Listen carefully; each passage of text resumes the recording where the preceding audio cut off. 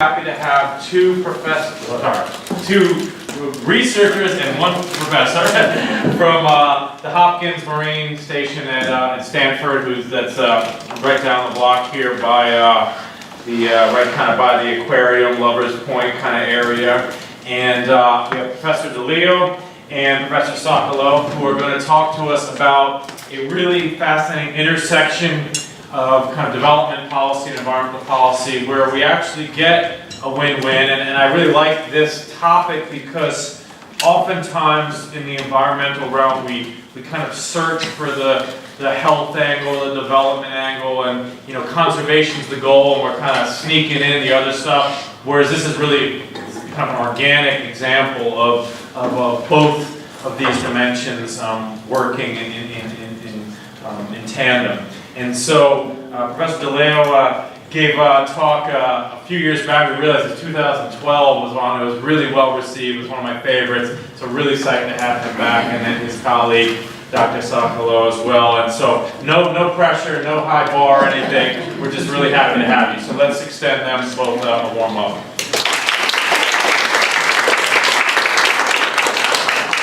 Thank you very much, Jason, for the nice introductions and for the invitation. It's always great to come back here. I know that this is a series on ocean and coastal management, and the research topic I'm going to talk to you about today is actually a slightly different angle. So it's going to be a little bit different from other more classical talks that you're usually hearing in this realm. But I thought it was interesting because it is, as Jason talked about, the intersection between aquaculture and public health, and as an international dimension, I thought it was particularly meaningful here. I don't know what happened while I was traveling. I choose a title that is overly long. It would be much easier to say aquaculture or aquaculture pour la santé in French. Aquaculture for health, that is sort of the leitmotif, and it is also the name of the Gates grant that Dr. Sokolow and I are managing. I also want to mention that I'm something about my background and how Dr. Sokolow and I ended up working on these problems. So I'm a theoretical ecologist by training and vocation, and I've been always interested in just to start to understand the basic fundamental processes driving the dynamics of natural population and how to use this knowledge to inform practical management. And in the years, I've been interested to work on the factor that provide resilience to the natural population, resilience to environmental shocks, to climate change, to anthropogenic pressure. And I just ended up, for a number of reasons, to work on this problem from two very different, sometimes distant perspectives. On the one hand, I've been interested in understanding how we can increase the resilience of the population we care about. And this led me 30 years ago, when I started to work in this area, to work with this problem of fishery conservation. I've been continuing to work on this type of problem on the European eel, which was my first animal model, the first love. You never forget about that. And that's what I talk about when I came here in 2012. And then I developed, I'm working on ocean acidification, I'm working statewide on shark biology and conservation. So we do have in our lab, research lab, that keep working on this area. But also I started to look at things from a different perspective, how we can get rid of those populations that prove to be resilient to our best attempt to eradicate them. And this led me to work in the area of disease ecology. So the ecology of infectious diseases, mostly on theoretical ecology at the beginning, and since I met Dr. Sokolow about 5 years ago, moved into public health and about the problem we're going to talk to you about. The European eel, as I was mentioning, is a typical problem of collapse of the fishery for a number of causes. It's a very specific one, very fascinating, at least to me. But I'm sure you are familiar with this graph here from Boris Worm paper in 2008. It was almost 10 years ago, and he actually resonated a lot among the media, received a lot of criticism, but basically was one of the several people, one of the best of course, that was basically posing this problem of general collapse of fisheries worldwide because of overexploitation, pollution, land use change, habitat loss, etc., etc. And for some reason, even though I've been lucky to study interdisciplinary science at the School of Environmental Engineering, Politecnico di Milano in Italy, in the early stage of my career, at least 30 years ago, there were these sort of academic silos for which we either studied conservation or we were looking at the socioeconomic issues related with fishery management. And of course, they're both extremely relevant, but there is so much more than looking at them on a very sort of a narrow view. And certainly for me, one of the moment of change of pivot was the publication in 2005 of the ecosystem, the Millennium Assessment, which was this big effort to try to connect the dot and make clear that human well-being was actually dependent upon all these several ecosystem services. Interesting enough, the Millennium Assessment had certainly a good impact in the area of science in general, but there was a part of the scientific and applied work who didn't really care about that, which is the medical one. And the medical one didn't really resonate with them, and my feeling to some extent I had to own this idea, and in 2012 in a beautiful villa on the Como Lake, the Villa Cervelloni of the Rockefeller Foundation, the Rockefeller people and the commission from Lancet got together and eventually wrote this paper on safeguarding human health in the anthropogenic paper. And they basically created and launched this new field of planetary health. And planetary health is this idea, basically is founded on this idea that we cannot basically preserve human health if we do not preserve also the health of the environment we live and we depend upon. And so the planetary health, even though coming to some extent from the perspective of medical science, with still a little bit of attention and focus on human well-being, definitely and sincerely try to look at the feedback between human well-being and environmental conservation and integrity. There's been a number of really nice publications. For instance, there is this one by Christopher Golden on Nature last year that look at the potential impact of fishery overexploitation from the macronutrient point of view, and the impact especially on those subsistent economies in developing countries.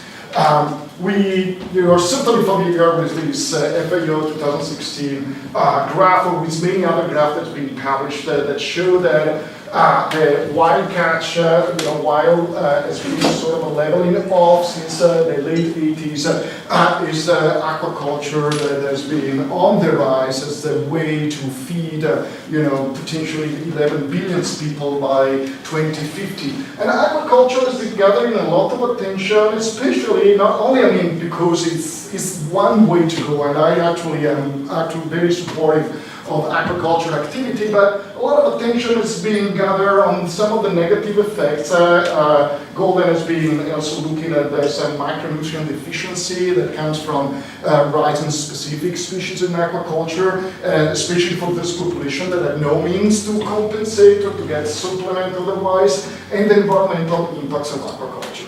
What Susanne, Sokolow, and I want to talk to you about today is to focus on the linkages between land use change and land-sea interaction for a very specific species, parasitic disease of poverty, and the potential role of aquaculture to be one big ally to fight infectious diseases, especially in Sub-Saharan Africa. And well, we're going to do that in this, aside from this sort of a short introduction of breaking these academic silos and trying to see the connection between disease dynamics, ecology, and ways, novel solutions to try to control it. We're going to present this in a presentation that is divided in 4 parts. I'm going to do the first 2, and the first one, I just want to bring you right away in an interesting journey to Senegal, where Dr. Sokolow and I are running our field work, and basically pose the problem and see what type of solutions we have been exploring. And then also, Dr. Sokolow, we bring you one step forward to understand, where else the story I'm going to tell you about Senegal, my potential to occur, and what is next? What is the, what I've been planning for the near future, and this is, something that Susanne, who's the executive director of this program for disease ecology, health and environment, is going to talk to you about. So let's start from our journey to Senegal and basically present you what is the problem. And this is a problem that started back in the 60s and late 60s and early 70s, following a series of drought in the Sahel region. Countries of Western Africa, including Senegal, Mali, and Mauritania, got together with the World Bank and decided to do something about that. And drought was something they needed to deal, and we know how to deal with that. And they basically proposed to build up 2 big dams. And one was inland, about more than 1,000 kilometers inland for power generation. The other dam is on the coastline, is the Jana Dam, and it's been built in 1986 in Senegal. You can see here is at the mouth of the Senegal River at the border with Mauritania in Western Africa, down there. And the goal of this dam is to prevent saltwater intrusion in the first place. And so to make all this big fertile land here in the lower basin of the Senegal River available for agriculture. So they got together, they started to build the dam. It's a kind of the dam is pretty wide, but the head is pretty low because they just need to keep a couple of meters of water, higher than the sea level to create that pressure that prevents salt water to get into inland. And the dam worked beautifully from this point of view. It created a reservoir of a stable reservoir of water for people, from cattle, which is a big capital asset of these people, and for developing agriculture. And, as in many studies, when we start to change the landscape and the environment, unfortunately, there's been also some side effect. And the side effect is that following the construction of the Jana Dam in 1986, there's been an outbreak of schistosomiasis, and I'll tell you in a moment what schistosomiasis is about. Both urinary schistosomiasis, which was endemic at very low level in Senegal, and extraintestinal schistosomiasis, which was not even present in Senegal, probably brought with a worker from Mali, and found the condition just to basically take off there. And as you will see in a moment, schistosomiasis is a chronic infection. It's not like flu or like Ebola even, or like cholera, that you get that burst of number of infected people. It's actually something that happens really slow, so you don't see this type of dynamics usually. This was really unusual. It made Senegal one of the most hyper-endemic places for schistosomiasis around the world. So schistosomiasis is a debilitating parasitic disease. This is an electronic microscope pictures of the male and female lay inside the male in a permanent copulation. These parasites lodged into the blood vessels, so they feed on our blood, either at the plexus around the small intestine for intestinal schistosomiasis, a specific species, Schistosomiasis, or around the bladder for urinary schistosomiasis. And the parasites there just produce hundreds and hundreds of eggs per day. These eggs have a really sharp barb, and the goal of the eggs is to get out of its definitive host, the humans, to get out and infect its next host. So they try to cut through our tissue, and by doing them, especially when the parasitic loads are high, there's lots of worms that mean lots of eggs that are trying to make out. they create a lot of scarf, they of course cause chronic anemia, and some of the eggs simply don't make it, and our immune response, because they're so big, is unable to phagocytate, to eat them basically as they would do with microbe. The best things they can do is to create this connective tissue in the situation of a permanent inflammation and fibrosis. They create a permanent situation of pain, gross stunning related to anemia, wasting, cognitive impairment sometimes. You just go in the class and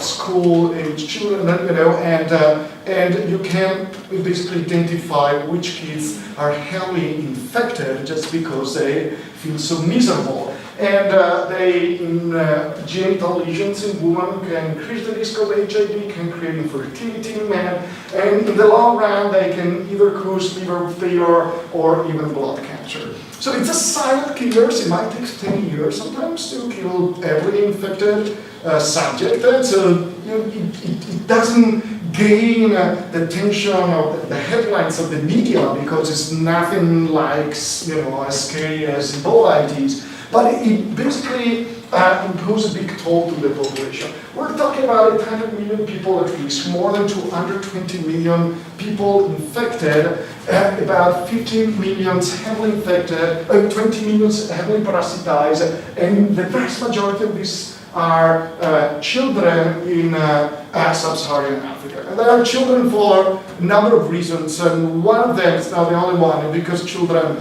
like to basically step into the water where they get infected and to get relief from heat, for instance, during the summertime.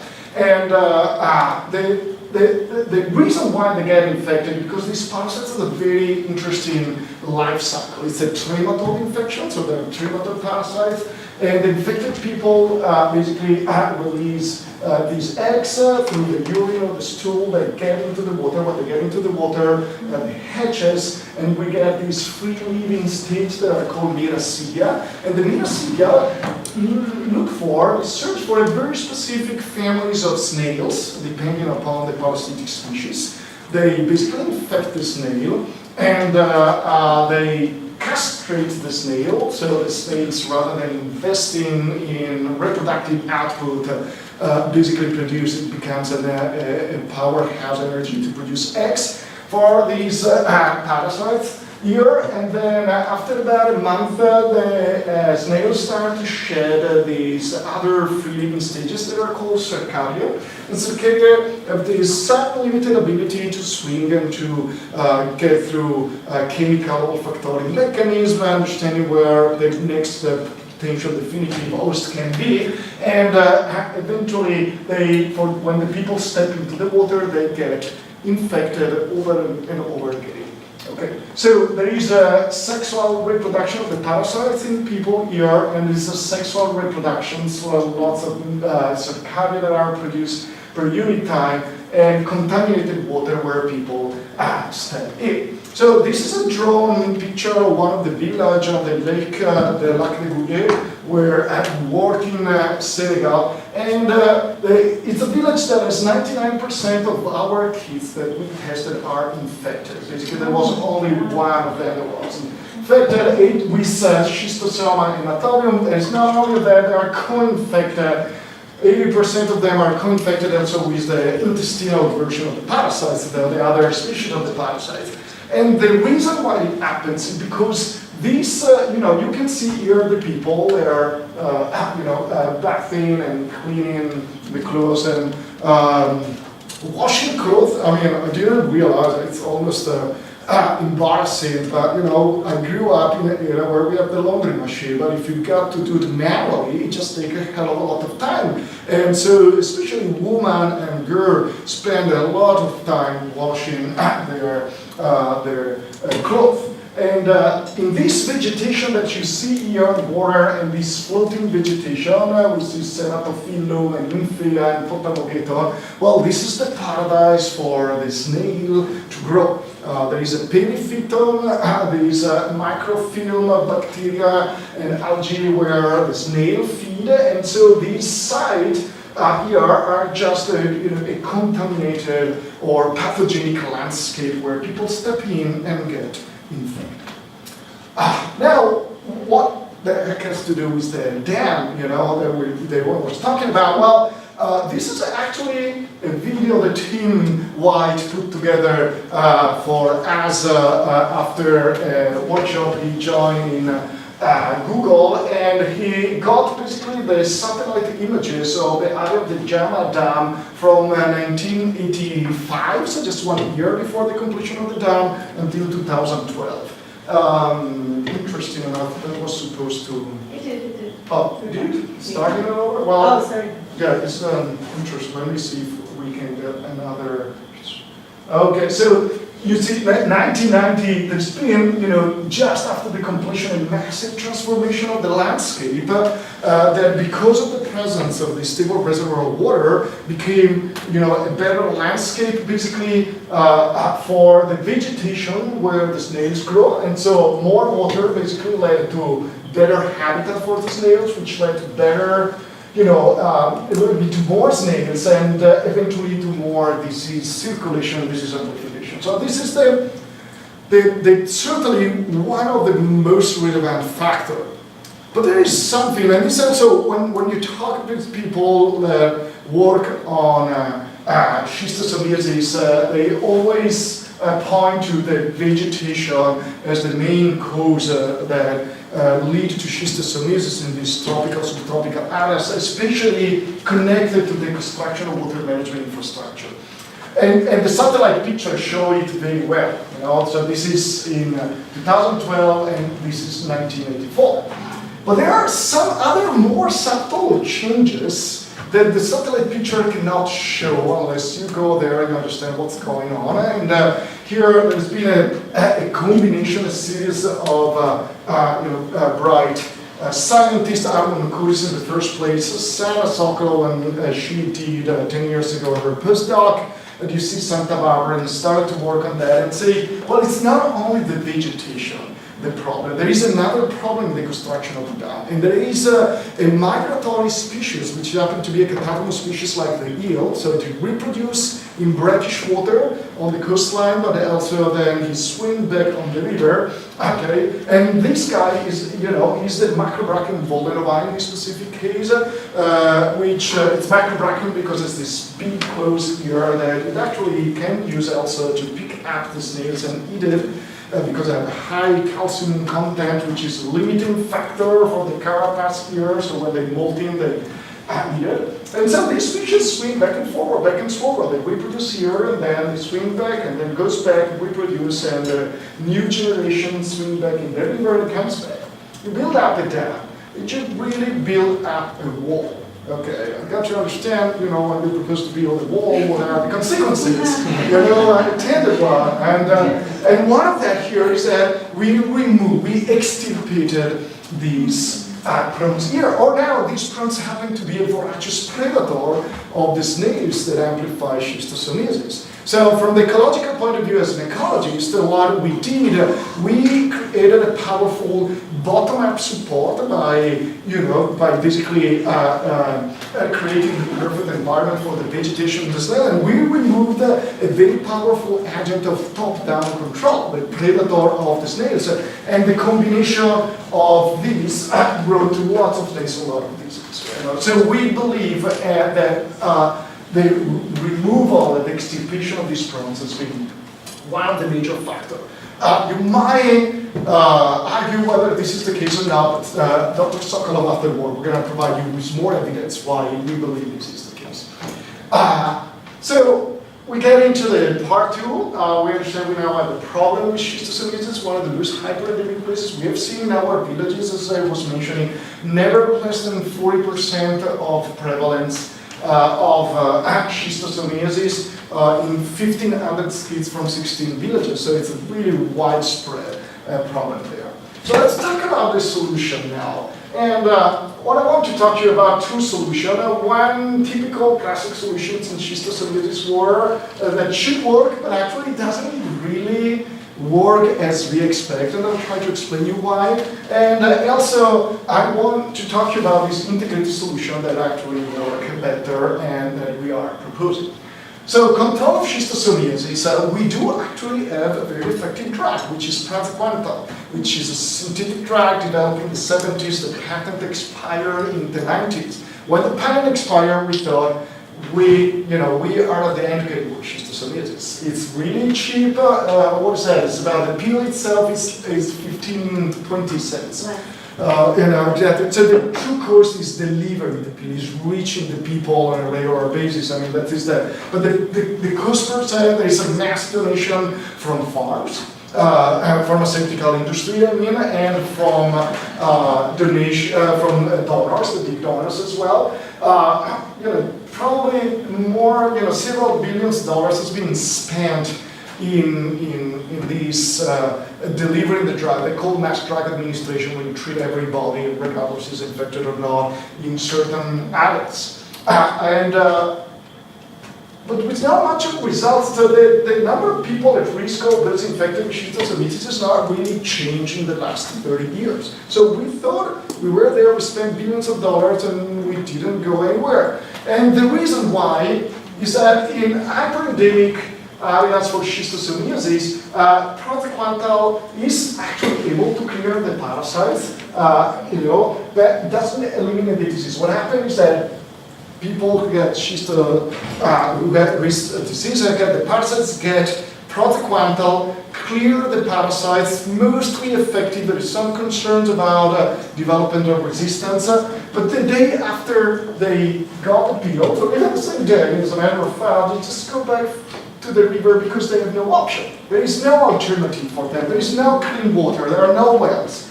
And there are no other places where they can go. So they get into the water and they get infected over and over again. And in their transmission sites like the one I showed you before, the typical story, like this paper by a London group, you get these cycles of treatment. You test people, you work out, they have very low parasites, go back 6 months later, back on scale, actually potentially even worse. And you treat them again, and they're back on scale over and over again. So we're not going anywhere by administering praziquantel. What we believe is the solution is prawn restoration, actually, is to leverage on the natural predator of the snails. And so what we did here in this drone picture, you can see in our sites, we built up Ecology. You can see the net up here.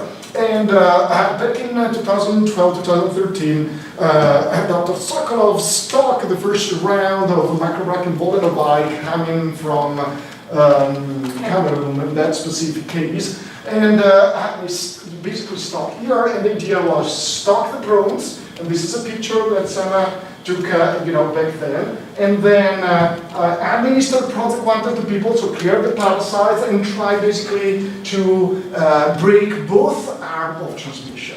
And I want to spare you with all the technicalities of the experimental design and the statistics, but basically in this paper that we published in 2015, Sokolow et al., we show that by stocking native river prawns that prey on the snails, we can actually have a better control of the disease, and there are all the statistics if you're interested in the nitty-gritty details that come along with very rigorous quantitative analysis.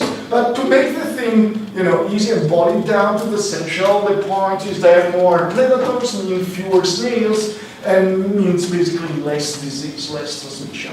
There are other interesting nuances that we have been developing as a lab in which we work not only on the experimental part, but also on the modeling side, which is especially my expertise. Is that, and we developed this model that show that if we administer only drugs, like here, this is the praziquantel pills that we administer to 80% of the people in a village of the population, and we look at the parasites, mean parasites abundance, how many parasites per capita they have, and here its prevalence is the fraction of the infected people.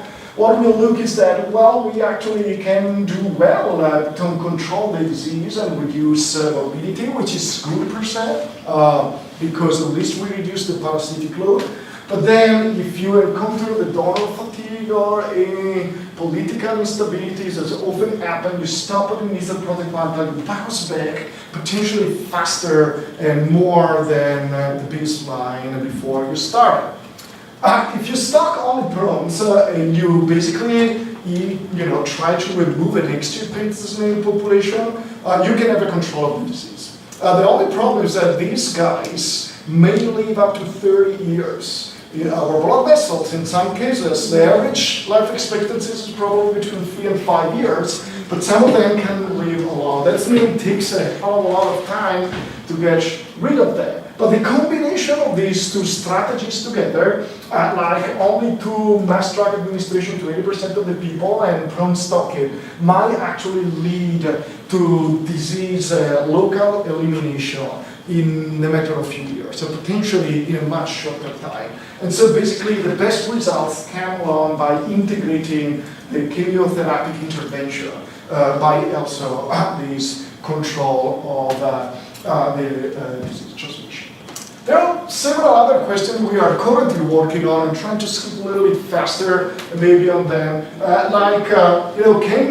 We see basically, you might trust the fact that by stocking prawns we have a better control of disease, but dealing this in small-scale aquaculture facilities is something that is economically viable, at least from the aquaculture point of view. Can we basically provide an argument for the local people to start small enclosures? How will they do that? Or the goal of eliminating disease is incompatible with the goal of getting revenues from the aquaculture activities. And let me skip the other questions. There are several other issues. But just because we are talking about ocean and coastal management and fishery and aquaculture, I want also just to briefly mention that we are working on a prawn production model for extensive aquaculture in the earth pond, basically, this little nursery when we can stock prawns like post-larvae or just few millimeters, so tiny prawns, and grow them up. So we have information on the age-length relationship. We get information on the age-specific and density-specific, density-dependent survivorship function.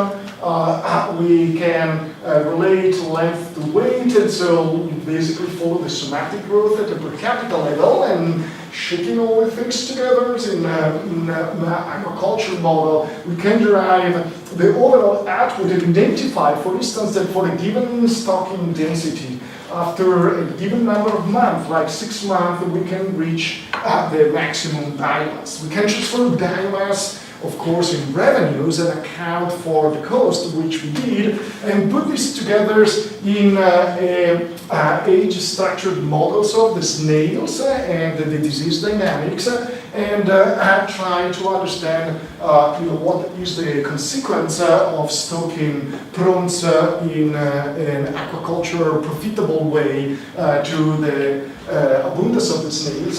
And we did this analysis for 2 species, the local macrobrachian volanovi, which is the wild species, which we have been trying to domesticate with very little success, I have to say. So far, it's no wonder that we took several thousand of years to succeed in domestication to begin with. And we tried in a year and a half, and we haven't really go through, but we can still fish the small macrobrachian volanovi and stock them and follow their growth. Or we can go into the macrobrachian rosenbergi, which is the prawn equivalent of industrial pigs, basically. Those, we know the protocol, we know how to produce, we know, they grow like crazy, they've gone through 60 years of improvement and selections, and so they are actually good species. And we can basically see that from the industrial species, the optimum in terms of profit, from the aquaculture point of view, is also a density that allows to the local extirpation of the snail. So it's perfectly equivalent. I stock them small, they eat the snails when they're grown up.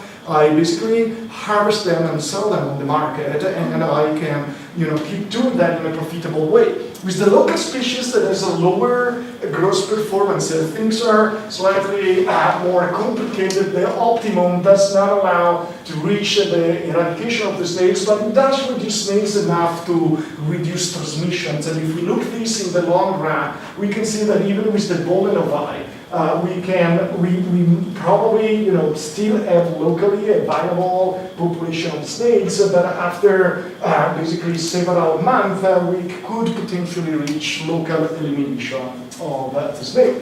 And we believe to this too so much that we actually went to Senegal and we built a commercial size nursery and hatchery. And you can see here the Misha and the Chamberlain has been coming so good, flying the drone even more, and so we have this beautiful picture here of the prawn tanks that we have here and that we built in Senegal, potentially, eventually one day to reach the breakthrough. To conclude this first, my part here, I just want to mention that snail control is crucial and can be achieved through prawn restoration. So it's something that we need to do, environmental control of snails if we want to limit Schistosomiasis. And it's a multi-win approach because we can improve health, we could restore the population. We've been also considering the possibility of building up prawn ladders to allow the natural population to be prawns to overcome the barrier of the dam, and it might improve the livelihood by creating a small source of protein, or also to provide food for the local population. This is one of our clinicians. It's a master student in PAPE, master student in aquaculture, who has been working with us for several years. And if you're interested, you can Google the Upstream Alliance that we created a couple of years ago, where we basically convey the results of our work in Senegal. And so this is mostly, about Senegal, but the point is that, well, Senegal is a fascinating story, but the question we always receive is saying, where else? This is, where other places? And now I invite Sokolow to present the result of these two new papers that we published in 2016 and 2017, and also about our program on disease ecology. I will give you the remote control. Do you remember which class it was? Yes, okay, a little switcho-chango challenge for our interpreters. I guess we'll just carry this. So thanks, Giulio. I will try to go pretty quick because I'm not sure when we stop. 7? 7:30. 7:30. Oh, okay. But All right. usually, Plenty of time for yeah, questions. Yes. Okay, we're good. So yeah, so as Giulio was mentioning, that's the Senegal story. And here's Senegal, where we work, right there, northern, or sort of the western tip of West Africa, and sort of the northern edge here of this purple zone, which is where Schistosomiasis is endemic. So kind of the tip of the proverbial iceberg there in terms of where Schisto is. And so the next question we wanted to ask with science is this story unique? Is this a one-off? Is this just a nice story, or is this potentially happening around the world? So to tell you briefly about what we found there, this is the Senegal River Basin in yellow. So this is right here, the tip of it is where we've been flying around for the last half hour. And in the gray is the area that we have modeled from historical records of where all the different macrocracking species on the continent have historically inhabited. And you can see there's an overlap. In other words, where the dam was built here, it blocked this whole watershed. And therefore the areas that overlaps with the prawn habitat, that's where they were probably extirpated. So the question is, when we map that for the rest of the continent, can we see, does this occur anywhere else? And the short answer is definitely yes. So you can see lots of these other areas that large dams, these are just the largest dams in the African continent, have blocked probably the historical range of prawns. So we overlaid that with disease data from humans, hundreds of thousands here. These are individual people that were tested over about 70 years across the continent for Schistosomiasis here, 179,000 people tested in this box here. We did that for the groups of dams that had catchments that were within prawn range, so like Senegal. And then we also had control groups that were dams, similar dams, but they were outside the prawn range, so we would not expect the prawns to have been a factor. And then we also compared to undammed watersheds, so areas in here where there were no dams. And we looked at the change, so 1-to-1 would be no change. So, and then over here, there's a great big change in the schistosomiasis risk. And over here, there's actually a protective effect. And you see there's kind of this, variation there. There's a lot of factors going into this. But all in all, the dams with the catchments within prawn ranges, this is the statistically corrected averages here, were about 3 times higher than in change in risk of schistosomiasis overall over the whole continent, hundreds of thousands of people compared to dams in the control areas. And you see a little bit of increase of all the from all the dams that were outside of prawn ranges, meaning there's a dam effect that is not all prawns. Prawns are not the whole story. There's lots of agriculture. People are coming in contact with the water more. There's migration from different sites, which is connecting, endemic hotspots with previously unaffected places.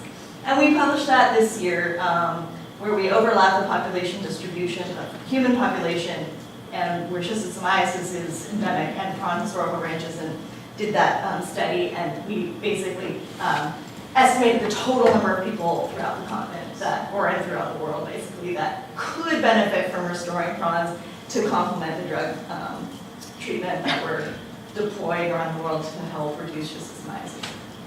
Okay, so now we know that there's this interesting deep dive that we've done, and we've explained to you about the ecology that is going on that's underlying some of the schistosomiasis outbreaks in tropical, subtropical, developing world. And we know that this is not unique to the story that we told you, but it's happening potentially at least all over the continent, possibly all over the world. But then we say, well, what has been happening in terms of the treatment and regimen all over the world, and how can we learn from that to say, how should we go forward better? And the bottom line is that we looked over a century of schistosomiasis control for the last 100 years, from the very first national control programs ever, so launched in Japan. And we looked at those, so every number here, 16, 13, 6, 3, 7, those are the number of countries. Okay, so the number of countries that employed either a snail control strategy or just NDA means the drugs, or just drugs, okay, or both. Right, so here there's no drugs, but there was no snails as well, so a little bit of a reduction. And here, 100%, that means success. We got rid of it, okay? 100%, we got rid of schistosomiasis. You can see that there is a little bit of effect of using the drugs compared to no drugs, or drugs compared to no drugs, and drugs compared to no drugs. It's always a little bit boosted success. But really the big overarching elephant in the room is whether or not you controlled the snails. So this was just a little bit of additional evidence of what happened in the past and how we might be able to improve our strategy now. As you recall, Giulio mentioned hundreds of billions or many billions of dollars being poured into just the pills alone. The snail control has fallen out of favor. We look back and we say maybe we should revisit the snail control option. Okay, so moving forward. So now I'm going to stray even farther afield from schistosomiasis and tell you a little bit about some of the other applications of this type of thinking, this disease ecology that we've been working on. So the first thing we started to ask is, okay, prawns, they eat the snails, other things eat the snails. What other army of natural enemies all over the world might we be starting to cultivate to think about solutions to schistosomiasis and other diseases that are transmitted through the environment, where we could employ basically, an augmentation of already natural processes rather than always trying to come in with the magic pill. So some candidates are ducks, which eat snails, also carry parasites that compete with the schistosome parasites and kind of keep them out. This is a picture of one of those parasites. Different species of fish, so we're looking into that. And we have kind of also developed out sort of a framework of how to think about these types of solutions, coming back to the breaking down silos that Giulio mentioned at the beginning. So we talk now about 4 pillars of what we're calling these wealth-generating, ecologically based solutions, like the prawns, where you have to have these various components working together, and you can have, if you're careful and you work across sectors, you can have wins in all of these areas. So you can increase food and aquaculture production, you can increase economic productivity, alleviate poverty, you can restore ecosystems and improve public health, and why not? Like, how many other places can we think about employing this strategy? So, okay, so that leads me to, well, the very first place that we can employ this type of strategy is with other diseases that are environmentally transmitted. Well, we don't hear too much about those. We hear about the HIVs and we hear about the tuberculosis and these types of things, and they're terrible and they afflict the world with a lot of disease burden. But we wanted to know how many of the human infectious diseases are environmentally transmitted. Is this, again, a one-off? Is this just an interesting story about Schistosomiasis, or is this a huge global problem? So we started to just, think about what some of those examples are and what ties them together. So here we have Schistosomiasis, the helminths, the worms, essentially, and these worm diseases all, have characteristics in common with Schistosomiasis, namely that they have an environmental transmission component, sometimes a vector or intermediate host, and sometimes they just are waterborne themselves or soil-borne directly. And then, of course, the vector-borne diseases, the big one is malaria. That one probably rivals HIV, and tuberculosis is our great example that this is not, these type of environmentally transmitted diseases are not necessarily rare. And there are three key features that kind of bind them all together. They, of course, have the environmental obligate reservoir that we're looking for, but they also often don't have a permanent immunity like, let's say, smallpox did, and that was amenable to having just a single dose of vaccine. You're golden the rest of your life. You can't get smallpox. These don't work that way. You could get somebody a vaccine, and it might work for a couple of months at best. And lastly, they're pretty much all diseases associated with poverty, and we can talk about why that is in just a bit. But first, I just want to give you the numbers. So how many human infectious diseases are environmentally transmitted? We attack this problem by a couple of routes, but one is that we looked at the 560 human pathogens tracked by the World Health Organization. So these are the ones that have caught our attention around the world. And we identified their transmission details. Are they environmentally transmitted? How are they transmitted? Are they contagious from human to human or not? And surprisingly, those that are environmentally transmitted by number of species that infect us are overwhelmingly the more common strategy. So let's dig into that. That's just one number, 80%. But to think a little bit about the different strategies within environmentally transmitted group, we have the vector-borne, food-borne category, which dominates. So these are the types of things that you can think about that might be really common strategies for how humans come in contact with the environment, the pathogenic landscape, and then become infected. But direct contact with the environment, et cetera, are other ways. Sapronatic is an interesting one. It's also very common. It means that these things just live in the environment and occasionally spill into us. They're really dramatic when they do. Brain-eating amoeba, things like this. And those are surprisingly common in terms of the strategy to infect humans. Hardly ever hear about them. They do make the news occasionally, but just FYI, in the non-environmentally transmitted group, most of them are directly transmitted, but a few are actually things that live in us and go awry, and that's an actually really interesting area. For example, we're going to have an upcoming speaker, which I'll tell you about in our Stanford program, that's going to talk about what makes a pathogen a pathogen. Like, some things living happily in you. Why is it suddenly start attacking and eating you? So interesting questions, how these things can go awry in these case reports. Me too. And it's a social intellectual event, so we'll be having wine and no PowerPoint. So it should be good for the system. It's good for thinking about pathogens eating you from the inside. Okay, so I told you about the numbers, but I also told you that these brain-eating amoeba are pretty rare, and a lot of these things. There's a lot of types of species that use this strategy, but there isn't like millions and millions of people getting brain-eating amoeba every day like there are malaria and HIV. So then we had to translate it in terms of dailies, which is a very common public health epidemiological measure that measures the disease burden. It's called the disability adjusted life year lost. So it's essentially, if you die, you lose all those potential life years. And if you're sick, you lose a fraction of those because you're debilitated and you can't work. And so they can kind of weigh diseases against each other fairly. And the bottom line is that about 150 million disability-adjusted life years lost due to environmentally transmitted, about 60%, about 40% environmentally transmitted. So while the directly transmitted diseases, HIV and the like, are actually the minority strategy, they still do carry the biggest burden, and that's because they've evolved to attack us and the others. We have this complex ecology. However, it's not, you can't sneeze at that number, 40% and 150 million. And just FYI, the parasitic and vector-borne diseases, including malaria, including schisto, they make up the lion's share of that, and the diarrheal diseases are not far behind. Okay, and then, not surprisingly, where in the world are the environmentally transmitted diseases?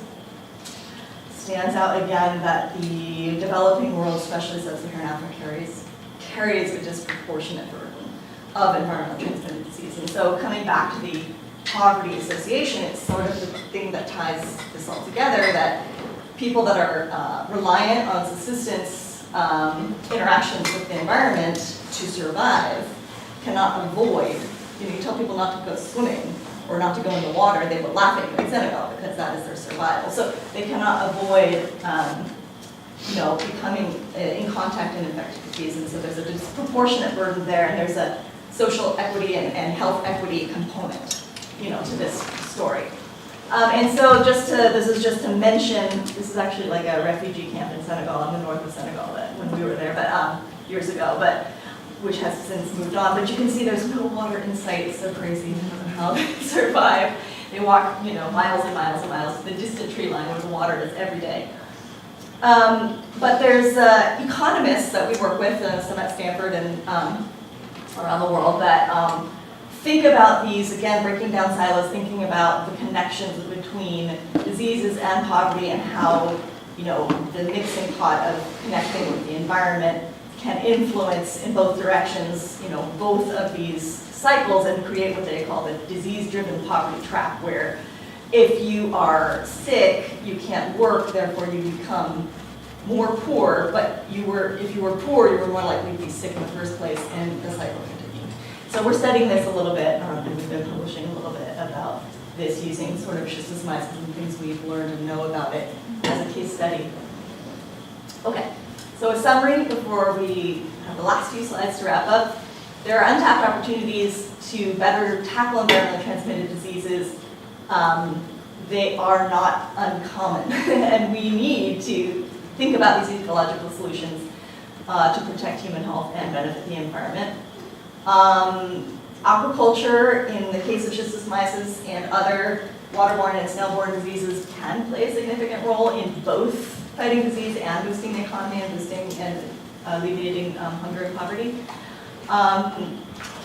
What other systems? The sky's the limit. We'd like to brainstorm this. And one caveat, I guess, is that it's easy to start to get sort of in the advocacy realm or political about this, to try to sell this as, these win-wins as sort of this panacea, it's so enticing to use it, as you were saying at the beginning, to sort of sell your conservation pitch or whatever, like you're going to also, alleviate poverty, and you're also, but we need to ground them in as rigorous of science as we do all our other science. And so what we're trying to do is bring, the best science together in this program for disease ecology, health, and the environment at Stanford, with the goal of devising and finding ecological solutions that protect people and the planet.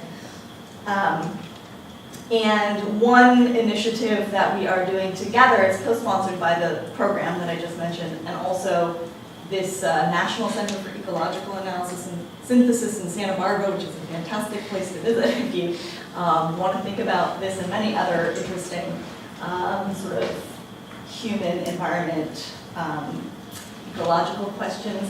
We're running a workshop, a working group, so we meet about 25 people, and we've met once, and we're going to meet about 5 more times before it's over, to take a deep dive into understanding not only how environmental change drives disease, which there's a lot of, because a lot of the sky is falling.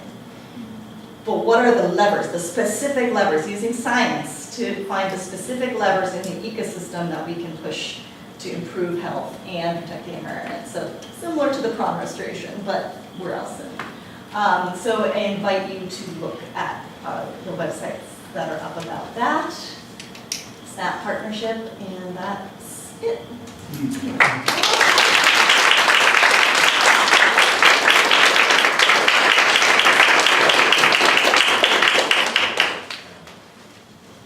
These are responses and our partners that we never went to. Yeah, so now you guys might have to pass this mic back and forth and try to repeat questions. But you know. The best you can with that. Yeah, Totally. I think the interpreters are probably playing catch up anyway, it's a lot of stuff. Yeah. Did this work as well?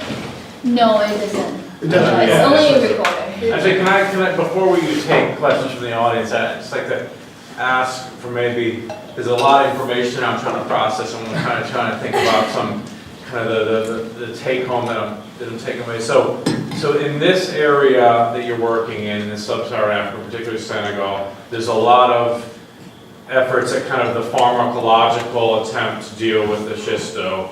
And what you're seeing though is because people are having to go back and be environmentally exposed to it, and it's not a vaccine, it's not a one-off, that's going to be ineffective because they're going to be continually exposed to it. So that's kind of step one, is that the kind of pure pharmacological is not sufficient because of constant, kind of being exposure. And then there's this, the kind of the human alterations, the dams and other things have created ecological imbalances where these parasites are thriving because the hosts they're not getting what was it? It was the controls, right? And so now you're thinking you can think of maybe some economic, this aquaculture and bringing the prawns in. And so like you said, is this widespread? Is it, let's have prawn aquaculture and can solve it all? How should we see it? How should the lay audience look at this? And maybe development practitioners who maybe don't have the super ecological natural science view, maybe, what are the takeaways for that audience? So I'm just going to repeat the question and then I'm going to let you answer it. I'm going to see if I can paraphrase. And so the question was that, in Senegal, it's clear that the pharmacological or the pill solution is not totally working because of the problem of reinfection. And when you also add the land change that happens from human development, like dams come into the mix, you can envision this aquaculture solution.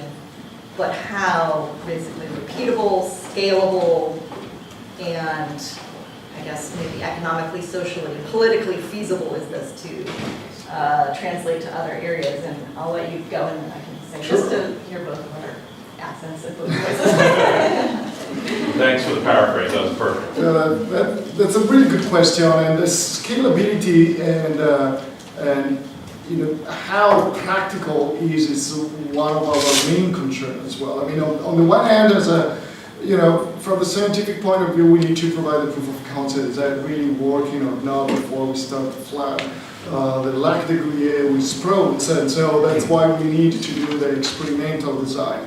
But on the other hand, this is how do we move from those few villages where we work to a system that is self-sustainable? And we believe that I would say there are two considerations. First of all, we get to create the incentive for the people to get engaged in these activities, like aquaculture activities that might control the disease transmission better. And in order to do that, developing small-scale aquaculture activities is the way in which people, might get engaged and decided to do that because they're going to benefit in the first place, aside from the public health component as an activity. And lots of countries in Africa are trying to push for aquaculture activities. Senegal is certainly one of them, is trying to basically promote aquaculture at 80 different scales, and we believe that this is an additional reason to try to basically integrate the public health goal with the economic development goal, and so that might be sustainable. There was another small consideration that I want to say why we believe as ecologists, and disease ecologists, that this is relevant.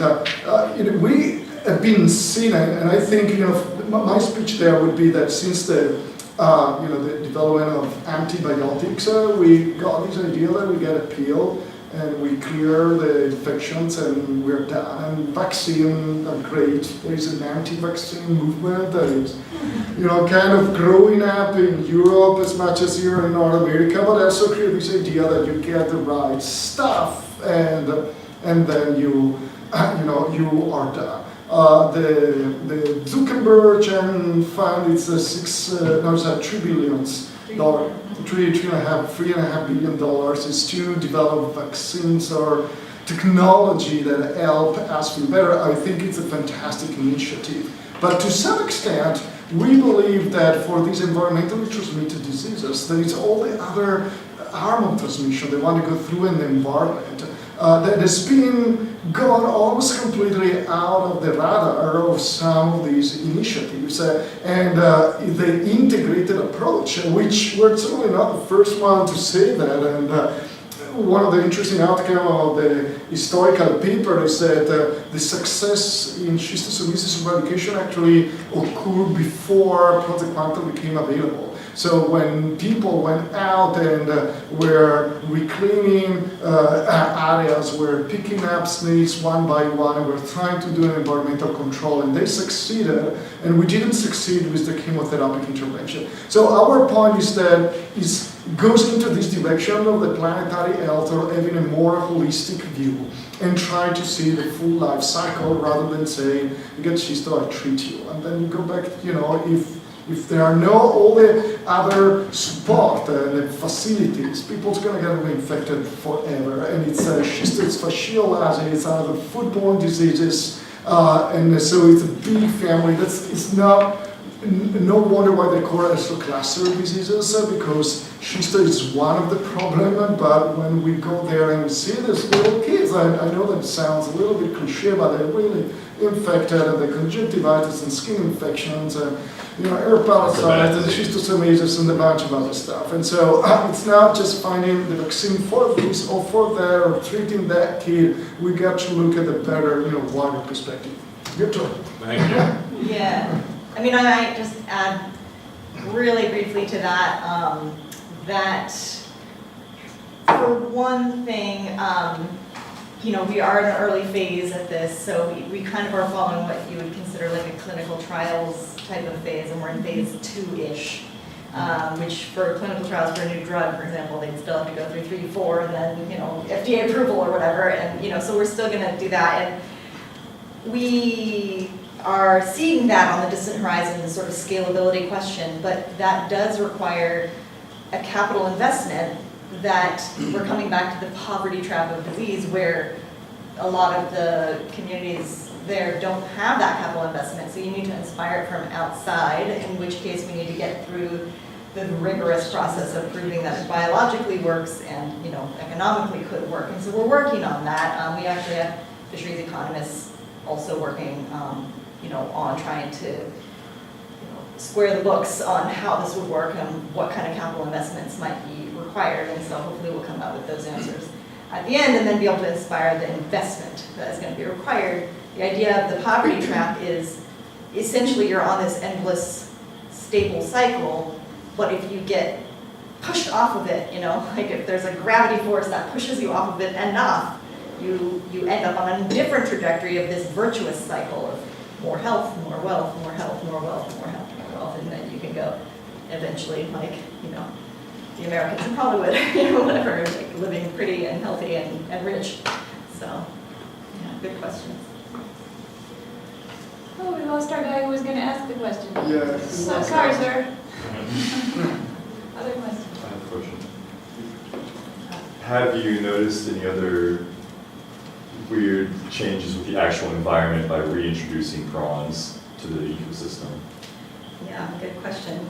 The question is, has there been any basically maybe unintended consequences or other effects of reintroducing prawns? We are trying to currently measure that. The problem is that we don't have a ton of prawns in place right now, so we can't see like that overwhelming effect, but we are monitoring that, so stay tuned for another maybe 2 years, and we may have the answer of what the effect of the prawns is. We aren't, as ecologists, our patient is the earth, and we first do no harm, and so we're very careful to make sure that at least theoretically, and that these things are first of all contained in nets and inside of these facilities first, and that we measure these things. And we also have this ecological understanding of the whole ecosystem, whereby we know that 40 years ago, 30 years ago, the prawns were abundant, and we kind of know where they were in the food web, and we know that they weren't causing issues and problems, and so we have very low risk, expectations compared to like bringing in, whatever, the killer toads to Australia kind of example. We have very low risk expectations of what their effects might be. Now, this is a very altered landscape, and there could be some surprises, but we are keeping track of that, following the birds, following the bottom up, like the plants and the insects and all the different critters in the food web there too. And we're looking at water quality.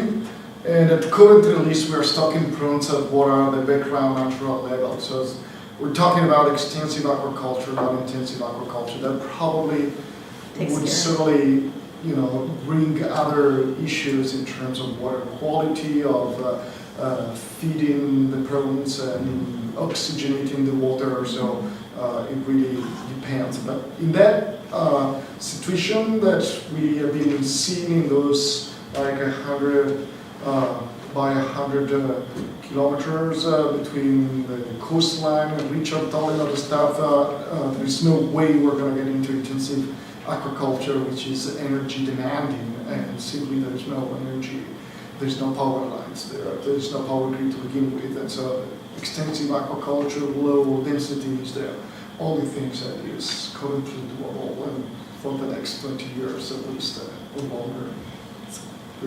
Thank you. I have a question about the food source of the prawns.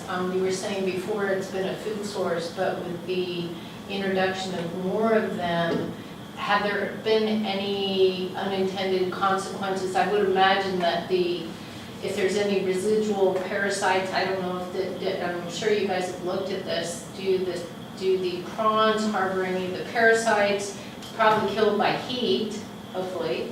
So with the increase in the ingestion of these snails and prawn source, have you seen any unintended sequelae with the ingestion of more of the prawns? So to bring the prawns back into the diet. Exactly. That's a really good point. And so prawns eat the snails that are infected with the Schistosomiasis parasites, but do not get infected with the parasites in the first place. So certainly in terms of Schistosoma parasites, we don't get by eating prawns. As a raw food, of course, there might be a problem of other parasitic infections that are transmitted through raw food. By cooking them, usually you get rid of anything that might be potentially harmful. I don't know whether you have other, as a veterinarian, like training, which is any other consideration there.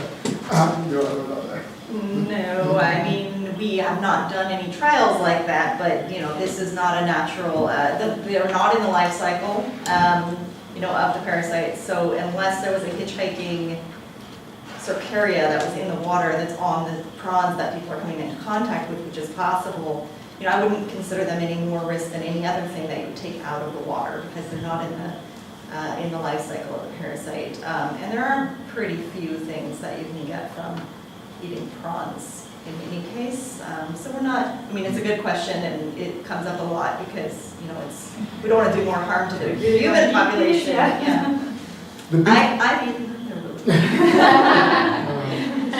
one of the big challenges in terms of any agricultural activity, it's about the fact that these prawns themselves have, zillions of enemies, and so there are problems of contamination in the hatchery that we've been facing. They're in Senegal. There are, I don't have that here, but there are lizards that are as, like, I don't know in feet, but probably like, they're as high, as long as I am, so probably all, 5, 9, 6 feet long, with 3 rows of teeth. They are voracious predators of anything that's going around. So, for instance, we need to guard this.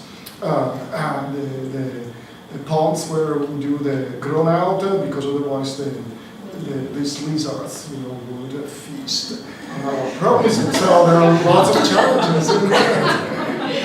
We ended up growing exactly the lizard. So is the goal of the aquaculture component to supplement local food security, or more to connect this fishery to a more regional market? And you brought up the issue of energy, which is a major, limiting factor throughout the continent. So what's the vision behind that? So I'll just do the question and then you go. The question was, in terms of the aquaculture sort of business model, was it to think about really hyper-local, small villages growing subsistence prawns for their own, kids and families, or more to develop a market where they could either go to the city centers with them or even an international market? I'll let you go first. Well, okay, I would say that this is a very important question. It's still an open question. So we've been working, and we intend to work more with Jim Sankiriko from UC Davis as a resource economist to address and analyze this aspect as well.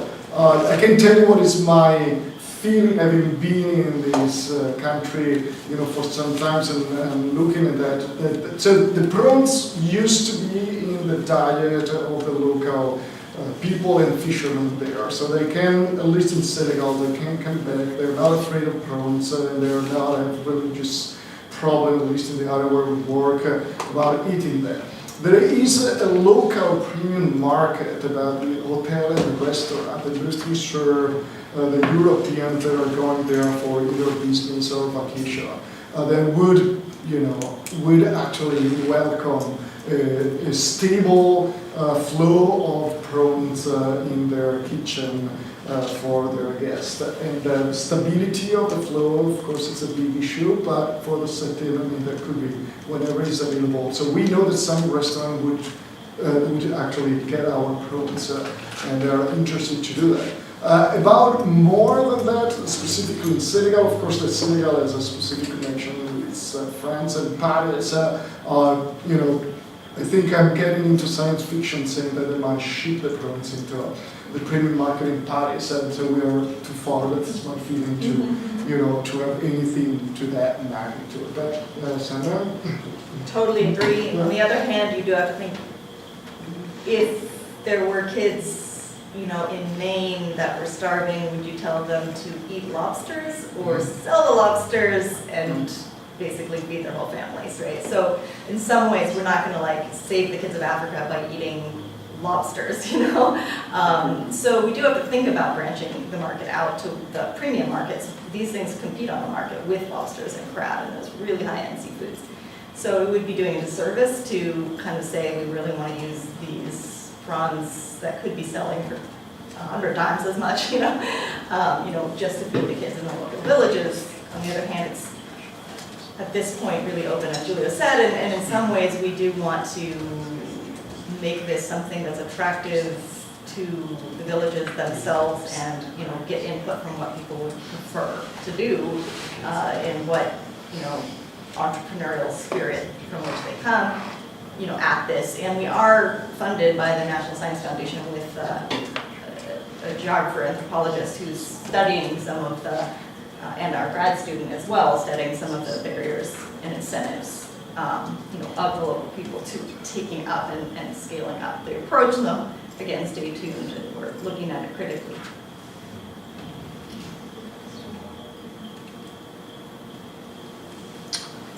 Anybody else? You had mentioned that the aquaculture, because there's a lack. That's a good idea. Because there's a lack of like energy source, maintaining the aquaculture facility might not be totally plausible later down the road. Has there been thought in looking at how to alter the dam so the migration of the prawns at the lower end of the river could migrate up into that reservoir in which the population will be maintained? And I mean, has that been something, an alternative to aquaculture? Okay, I'll take it because we definitely, we commissioned essentially our partners and our scientists in our group commissioned a report on building a prawn ladder. Kind of modeled after an eel ladder, weirdly, like, you know, the dogs have all connected here.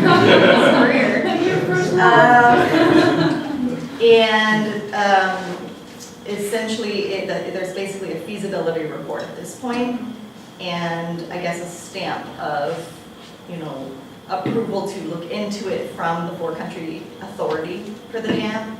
Again, the capital investment is the barrier at this point, as well as a little bit more feasibility studies. And so we know that, for example, eel and salmon dams, you know, ladders that we've heard of, you know, here in North America work pretty well. There's sort of a potential for like basically feeding the lizards or feeding the birds because, you know, there's just sort of open season there in terms of the birds. They already kind of come to the edge of the dam where the fish that are trying to migrate up congregate. You can kind of see where the schools are from that. And so there's some like logistical challenges, but mostly it's the economic challenges and the political will that is not really our area. And so we write the reports and we keep the funding coming in and we keep looking at this from all angles, but it's a little bit out of our hands if and when the World Bank might get involved. You know, these are our pie in the sky hopes, but, you know, and make that a reality. Again, briefly out of estimators are available. So retrofitting down to build out the ladder is still a tiny fraction of the cost of building up the dam and maintaining all the irrigation canal as well. So the, you know, per se, once it's focused as a, you know, problem, you know, it wouldn't be a tremendous effort. It would be overwhelming for us. We're still talking about some $1 million, but the dam is hundreds of $1 million.